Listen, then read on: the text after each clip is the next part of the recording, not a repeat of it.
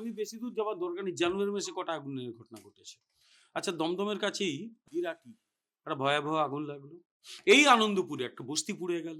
এরকম অজস্র আগুন লাগছে এবং এবারে যা ঘটেছে তাতে তো আমি বলব মানুষের সহ্যের সমস্ত সীমা মানুষ পেরিয়ে গেছে। এরকম মানুষ ভেতরে জ্বলে, জ্বলে পুড়ে মরছে। মানুষ বেরোতে পারছে না। Just imagine the situation. আমরা তো হিউম্যান বিইং নাকি? আমাদের মধ্যে তো এখনো কিছু, কিছু মমত্ববোধ রয়েছে, ভালোবাসা রয়েছে, শ্রদ্ধা রয়েছে, কষ্ট রয়েছে।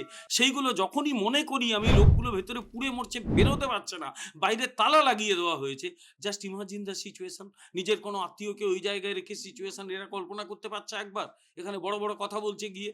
ফলে এইগুলো ভাবলেই কেমন একটা অস্বস্তি হয়। বড় বাজার তো এখন বোধহয় অগ্নিবাজারে পরিণত হয়েছে। মাঝে, মাঝেই ওখানে আগুন লেগে যাচ্ছে।